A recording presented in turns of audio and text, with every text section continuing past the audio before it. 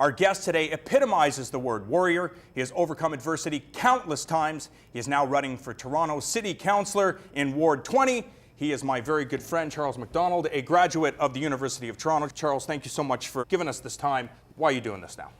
Well, it's a thrill to be here, John. Thank you for allowing me to be here with you. I'm doing this now because it's time. The reason why I say that is because I've lived in this community for almost 20 years as a result of my coming to the University of Toronto. I know what a community means. My community supported me, they supported my family in our time of need. And I think that our community needs me at this time. I have the experience and I have the knowledge, and more importantly, I have the passion to represent the residents of Ward 20. And I think that's why I'm the voice that's needed at the council table. We'll talk about your accident. For people that don't know, tell us what happened.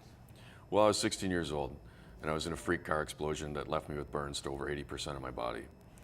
With an estimated 2 weeks to live, my family decided that that wasn't good enough. So we flew to Boston to the Shriners Burn Institute, and I walked out the front doors. 6 months later, I fought every day to get home. Every day I had to look in the mirror and say, did I do the very best that I could do? Did I fight the fight today? Because every day I didn't meant another day I couldn't go home. And I wanted to go home because my community supported me and wanted me home. And that instilled in me a sense of duty to stand up and show to them that I fought and I succeeded. And I wanted to show them that their support was for the right guy. What did you think the end result would be moving to the big city? I wasn't sure, I have to admit. I mean, I was a small town boy. I thought I'd get my education, I'd go back home, but things didn't turn out that way. I ended up coming back to Toronto in 1999, and a great friend of mine gave me my first job.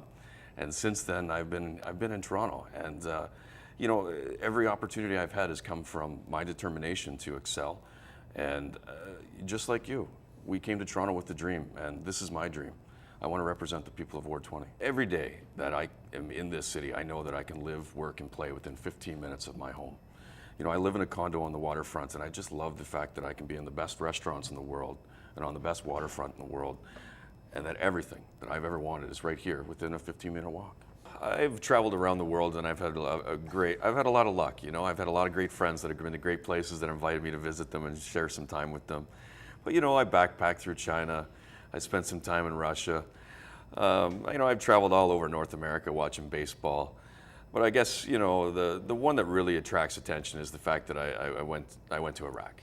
You know, it was a wonderful opportunity. It was a great experience, but that's the one that really garners the attention. I met the Iraq ambassador to Canada, so he invited me. And I thought, I gotta go. This is an opportunity. And I went, and I wanted to see firsthand what was happening over there. They showed me around, and it was a truly wonderful experience.